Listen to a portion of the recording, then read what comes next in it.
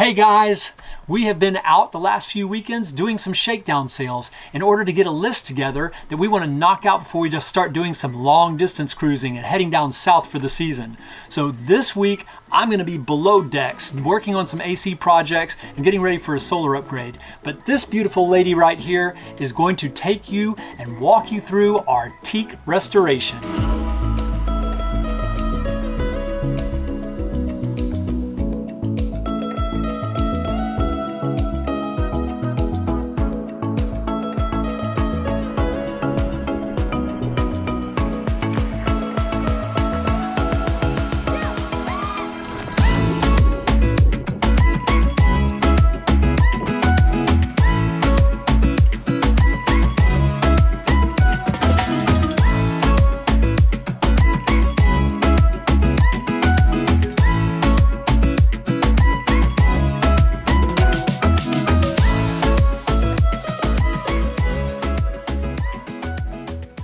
So what's Rigby doing to help us out while we're working on our boat projects? Well, she's taken it upon herself to be our brave protector of all the malevolent creatures that lurk within the wild and dangerous all-inclusive resort in Marina.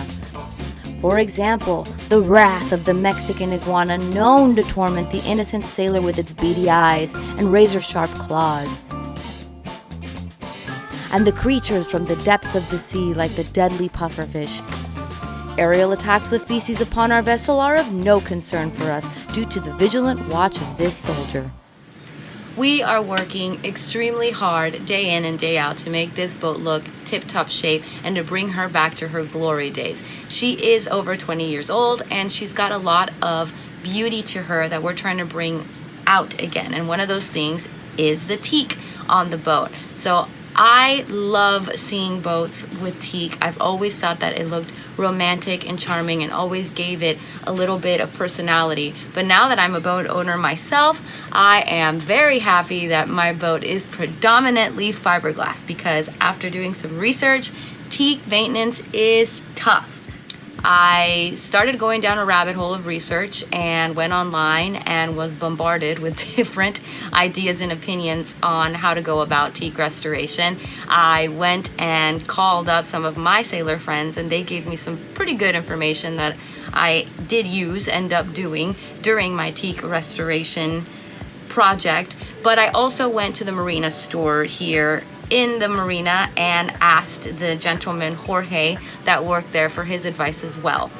After going through my Teak 101 with the OG Jorge at the Marina, I decided to make the final call and I went with the Starbrite Line, which is a very popular brand. I'm sure for those of you who do have boats that have teak, you have used this, but I wanted to go ahead and show you guys from start to finish how I did it, what I did, and what the results were on my boat. All right, so let's get started. I'm gonna show you guys what you're gonna need in order to successfully restore your teak. All right, so here are the 3 steps for the teak renovation process. We've got the teak cleaner, we've got the teak brightener, and we've got the teak oil. And the reason that I chose this line was because it is a popular brand. It's something that you can basically find anywhere in the world. I'm in Mexico and it's here, and I've seen it everywhere in Panama when we lived there. I also saw it in a bunch of marine stores as well. So it's something that, you know, if you run out of, get a couple bottles before you leave wherever you're going, but you're more than likely to probably find it somewhere. And it's got great reviews and it's really easy to use. I'll show you guys here in a bit. We are going to use some gloves. That is going to be for step 2. Starbrite boasts that their chemicals are not very harsh, thus making your teak last longer, but the instructions here do ask for you to wear gloves because this is the strongest of the 3 and it could irritate your hands. I personally like my hands, so I'm gonna use the gloves. We're gonna use this spongy brush for step 2. You're gonna need 2 different brushes, and I will show you as we go through the process why we need 2. You're gonna need a little container, basically for saving product. We all know, and if you don't know, you'll learn quick once you get a boat, nothing from boat materials is cheap. everything's expensive. So I like to use this to keep my area clean, and I like to use it to control how much of the product I'm using so that I'm not spending more money because I'm wasting product. Then you're gonna need a stiff bristle brush to get in to the grain of the wood and clean. You're gonna need a rag. You always need a rag for everything. And this guy right here is my secret weapon that I am going to tell you guys about later once we are in the last step of this teak restoration. So there you have all the things that we need. The other 3 things to point and mention that you're going to need were not shown, but you do need them, and that is time, because in between each step, you have to allow for everything to dry. The teak needs to be very dry before you start working on the next process. You're going to need patience, because again, it's gonna take all day for you to get this done. And you're gonna need water. So every time you put something on the teak, except in the end when you put the oil, you need to rinse it off with fresh water, and you need to rinse it off thoroughly. So before you start this, make sure that you have enough water in your water tanks, or that you have some rain buckets that you've been saving for this kind of project. Or you could be like us and do this when you're in a marina and you can use someone else's water and not use your own. Alright guys, so this is the section of teak that we're going to be using for the sake of the tutorial. It is our hatch in our cockpit, and as you can see, it's got a little bit of gray to it and a little bit of dirt to it. So I think it's going to be a really good example of the before and after once we're done. All right, so now that we've got Linda Cam on, Linda Vision, we can get started. So the first thing we're gonna do is we're gonna clean our teak. We're gonna use our teak cleaner, and we're gonna grab one of these brushes. So one of the brushes is going to be to get into the grain gently, and the other brush we're gonna use later when we're actually putting our oil and other products on there. So you don't really wanna use this too much, even though you are gonna use it just a little bit. You don't wanna use it too much because you're just trying to not, irritate or mess with teak this old. A lot of people will sand it before they even start this process, but again, because my teak is old and I like how it looks and it's not that dirty and gross, I don't want to harm the teak any further and make it, smaller and smaller and smaller. So we're going to use this brush and this teak cleaner. And with this, you don't really have to use this because it is very watery. So all we're gonna do is we're just gonna kind of pour it around like that and just brush it in like that.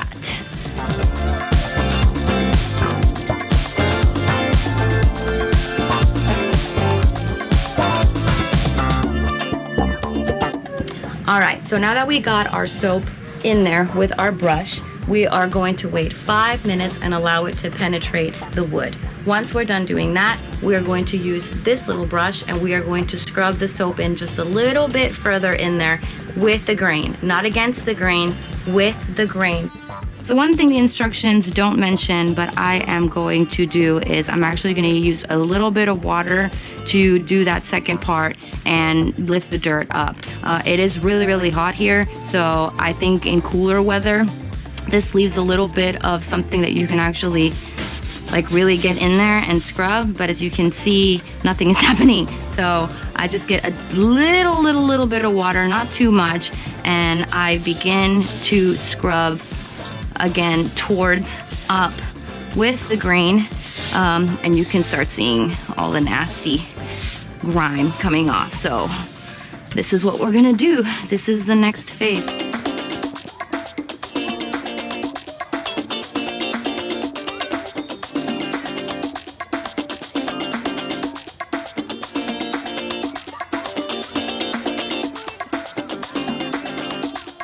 Once you rinse this off and once it dries, you have to wait for it to dry before you move on to step 2.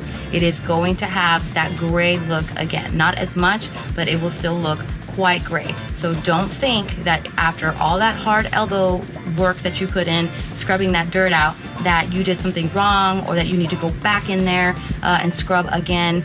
It's gonna look good after it's all done. Trust the process, but it is gonna look a little bit gray.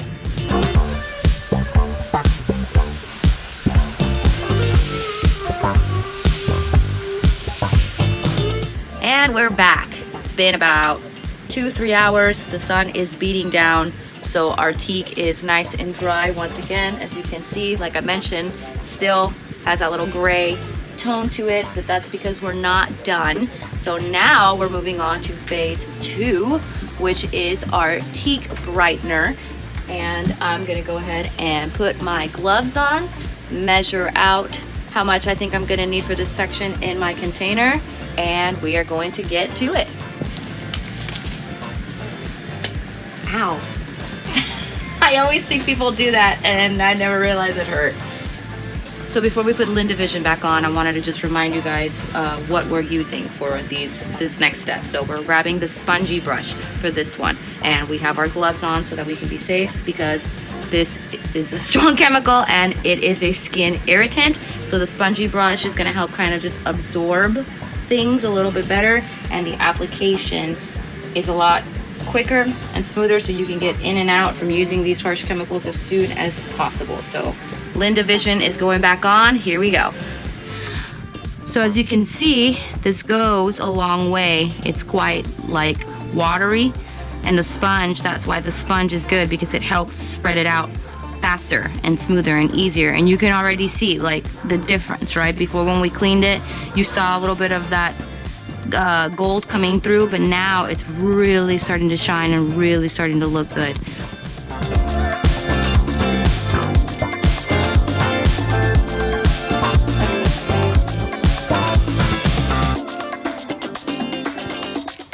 All right, now you can really see that beautiful golden teak wood color coming through. But guess what? Now we have to wait another 5 minutes to let this penetrate through the wood.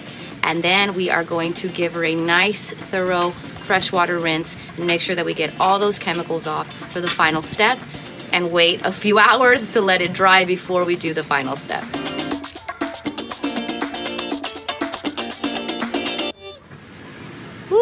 Hace mucho calor hoy. It is a very hot day today, but thanks to the blistering sun, our teak is finally dry, and it is time to do the last part of our process, which is to put the oil on. Now, something I do want to point out is that you want to make sure that when you're getting a product, whether or not you choose the Starbrite line or not, that the oil that you are putting on does have some sort of UV protection on it. Otherwise, it's like the equivalent of you putting on sun tanning oil on a hot summer day, and it's basically frying bacon on a pan. You're just making everything look nice and shiny and giving it a good color, but you're not really protecting your wood. And at the end of the day, that's what you want to do. You want to make sure that once you're done doing all this work, that 1, your wood's protected, and 2, it's gonna last for a long time, because what's the point if you're not trying to keep things nice for a long period of time? So we're gonna go ahead and add the oil on, put Linda Vision on, and then I will show you guys the final product. Okay, so we have the final step here, which is the teak oil. We've got a nice clean brush, which we're gonna use to apply the oil to the surface. I have my container, which I will carefully pour the teak oil in the container. You wanna do it somewhere where if it falls, it won't damage anything. Don't try to do this over like a couch or something like that, because it is oil and it will damage your porous surfaces. And we've got this here, which is actually my final touch, my secret weapon, which I will tell you about as promised once we are done with the final step. Let's do it.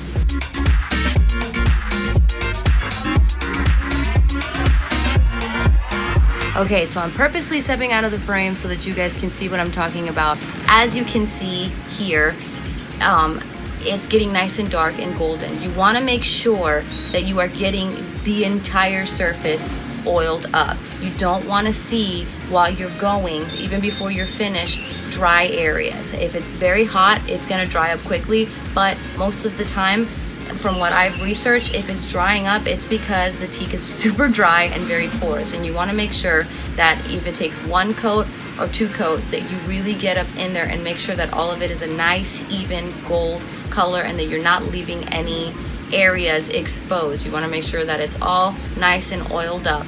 Once we're done with this, then anything that's extra, we're going to go ahead and wipe off with the rag. But before we even wipe anything off, we want to make sure that everything is really, really covered.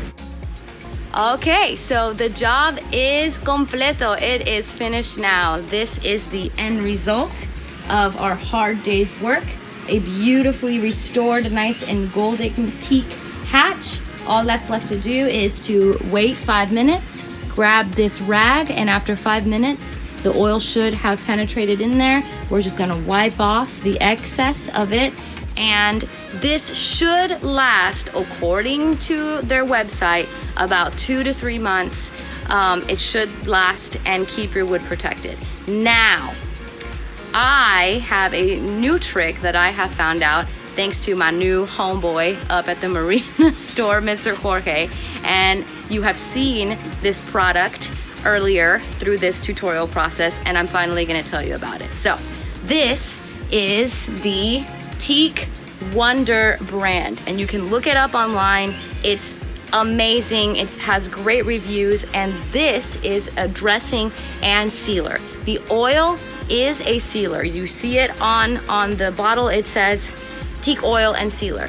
This is like ×2 sealer and a dressing. And what this is supposed to do is not only help keep everything nice and conditioned and hydrated, but why I got it is that it's supposed to prolong the duration of this teak looking like this. So normally if you do the Starbrite, the whole thing, it's supposed to last 2 to 3 months. If you use this stuff, you have to do it only once every 6 months or once a year, depending where you live.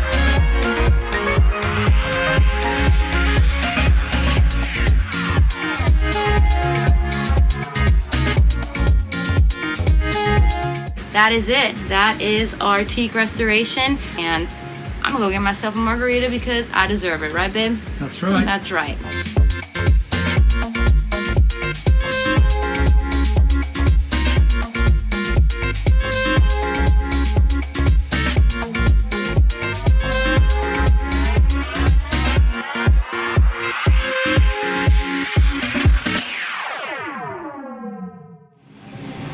After a long day's work, I finally got my margarita, and we are finally done with that chore. Thank you guys so much for sticking around. If you stuck around to the end of the episode, make sure that you guys leave a comment and let us know below, because we weren't sure if you were going to enjoy a how-to kind of thing like that. We're still testing the waters. But don't worry, next week the adventure continues. We are going to take the boat out for its last shakedown sail before we completely disconnect ourselves from the marina. So make sure that you guys hit like, and please, please, please make sure that you guys hit subscribe. It's the only way that'll help us make it here. So thank you guys so much, and we'll see you guys next week. See you next week.